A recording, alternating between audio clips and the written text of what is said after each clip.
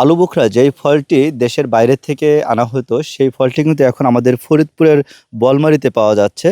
বিশেষ করে বলমারীর যে লোকনাথ গ্রাম রয়েছে, বলমারী পৌরসভা ৯ নং ওয়ার্ডের লোকনাথ গ্রাম, এই গ্রামেই কিন্তু এই আলু বোখরা গাছগুলো দেখা যাচ্ছে। যেই ফলটি আমরা সে বিরিয়ানি বা বিভিন্ন আচার, উন্নত মানে বিভিন্ন ধরনের আচার টাচার এগুলো তৈরি করা হয়। সেই আলু বোখরা কিন্তু এখন আমাদের ফরিদপুরের বলমারীতে পাওয়া যাচ্ছে। আপনারা দেখতে পাচ্ছেন যে এই গ্রামে একজন চাষি রয়েছেন, যিনি হাবিবুর রহমান। তিনি কিন্তু গত ২০২১ সালে একটি প্রজেক্টের মাধ্যমে কৃষি ডিপার্টমেন্ট একটি প্রজেক্টের মাধ্যমে তিনি এই গাছগুলো পেয়েছিলেন। ২৫টি গাছ পেয়েছেন। সেই ২৫টি গাছের মধ্যে কিন্তু তিনি ১৮টি গাছ ওই সময় কেটে ফেলেন লাগানোর কিছুদিন পরে। কারণ হচ্ছে তিনি বুঝতে পারেননি এর গুরুত্বটা। পরবর্তীতে কিন্তু এই ৭টি গাছ থাকে এবং প্রতি বছরই প্রচুর ফলন ধরছে। বিশেষ করে এবছর সবথেকে বেশি ফলন ধরেছে, প্রচুর ফলন ধরেছে। এবং তিনি আমাদেরকে যেমনটি বলছেন যে এই গাছটিতে কিন্তু এখন যে পরিমাণ ফলন ধরছে সেই ফলনে কিন্তু তিনি অনেক লাভবান হচ্ছেন। এবং আমরা এখানে যে চাষি রয়েছেন, চাষি হাবিবুর রহমান, যিনি এই ফলন করে কিন্তু অনেক লাভবান হচ্ছেন। আমরা তার সাথে কথা বলবো যে এই আলু বোখরা ফলন চাষ করে আপনার কেমন লাভবান হচ্ছেন বা এই আলু বোখারার চাষ করে আমি খুব ভালো স্বাবলম্বী হয়ে উঠছি। আমার এতে ভালো আয় হয়। তা সরকার যদি আমাদের পাশে দাঁড়াতো তাহলে আরও একটু ভালো উন্নত আমরা করতে পারতাম। এই প্রসেসটা আমরা ভালো বুঝি না, এই জায়গাতে আমাদের একটু ফলন কেমন হচ্ছে? ফলন খুব বেশি ভালো, প্রচুর ফলন। এবার ধরছে অকাতরে, এরকম ধরা আমি শুনছি চাই কয় বছর ধরে না, এইবারই সবচেয়ে বেশি ফলন হচ্ছে। অর্থাৎ এই গাছগুলো যদি আমাদের দেশের মাটিতে চাষ করা হয় তাহলে ভালো তাহলে ফলন খুব হবে? ভালো হয়। এটা তো শুনি যে বিদেশেতে আমদানি করে, কিন্তু এতে দেখি বলমারি আমাদের এই গ্রামে দেখছি অসছে, এই মাটি খুব উর্বর এই গাছের জন্য উপযুক্ত। এই মনে হয়, আমার মনে হয় এই দেশে এই মাটিতেই আমাদের এই গাছগুলো হয়।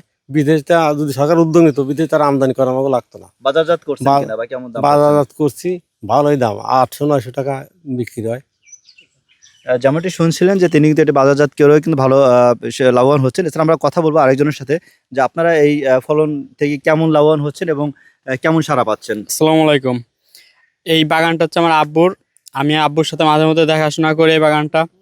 আর যখন যেটা লাগে তখন সেটা দেই। আর এই বাগানে প্রথম বছর যখন ফল মানে এই চারাগুলো রোপণ করে আব্বু, তখন আমরা বলছিলাম যে এগুলোতে কি হবে, শুধু শুধু জমিটা নষ্ট।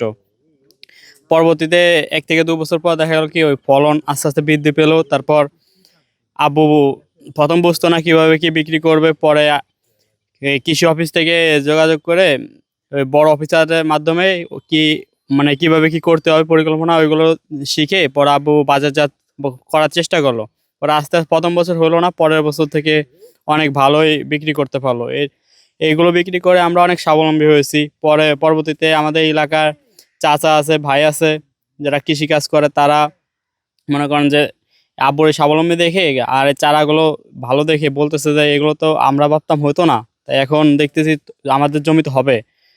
তাই এই জন্য আব্বুর সাথে পরামর্শ নেয় যে কিভাবে কি করলে আমরা এগুলো তোমার থেকে নিয়ে আমরা লাগাতে পারবো বা রোপণ করতে পারবো।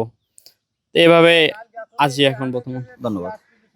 আমরা শুনছিলাম যে এখানে আসলে তারা কিভাবে এই ফলটির চাষ করছেন এবং কেমন সাড়া পেয়েছেন। আমরা এই উপজেলার যিনি কৃষি কর্মকর্তা রয়েছেন, আমরা তার সাথে একটু কথা বলবো যে আসলে আপনারা কি ধরনের পরামর্শ দিয়ে তাদেরকে হেল্প করছেন বা এটা কেমন সাড়া পাচ্ছেন?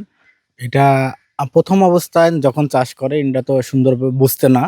পরবর্তীতে আমাদের কৃষি সম্প্রসারণ অধিদপ্তর বলমারী ফরিদপুরের আমি অভিজিৎ বিশ্বাস, উপসহকারী কৃষি কর্মকর্তা, এখানে এসে তাদের পরামর্শ দিই কীভাবে আন্তর পরিচর্যা করা লাগে, কীভাবে সার বা কীভাবে ট্রিটমেন্ট করা লাগে, কীটনাশক ছত্রাকনাশক কীভাবে স্প্রে করা লাগে, সেই বিষয়ে আমরা পরামর্শ প্রদান করে থাকি। ধন্যবাদ। যেমনটি শুনছিলেন যে এই যে আলু বোখরা যে ফলটি, এটি কিন্তু কোনো বাংলাদেশি ফল নয়। এই ফলটি হচ্ছে বাহিরের থেকে দেশে আমদানি করা হয়। বিশেষ করে ইরান, ইরাক এবং ইরাক এবং উম আ আ কিছু ফল হচ্ছে ভারতেও ভারতেও কিন্তু হয়ে থাকে। তো আমাদের বাংলাদেশে এই ফলটি আগে কখনো দেখা যায়নি। বর্তমানে এই আলু বোখরা ফলটি দেখা যাচ্ছে এবং কৃষকরা যেমন বলছেন যে এটির কিন্তু খুব ভালো ফলন হচ্ছে এবং এই বাংলাদেশের মাটি, বিশেষ করে ফরিদপুর বলমারী এই মাটি কিন্তু এই আলু বোখরার জন্য উপযোগী। তো এটির যদি পরিচর্যা করা হয় তাহলে কিন্তু এর অনেক ভালো ফলন হবে। তো এটাই হচ্ছে তাদের সরকারের কাছে দাবি যে তারা এই সরকার যেন আরও উদ্যোগ নিয়ে এই যারা উদ্যোক্তা আছেন তাদেরকে যেন উৎসাহী করে। এই ছিল আমার কাছে এই আলু বোখরার এই বাগান থেকে সর্বশেষ। আনিসুর রহমান, দেশ টিভি, ফরিদপুর।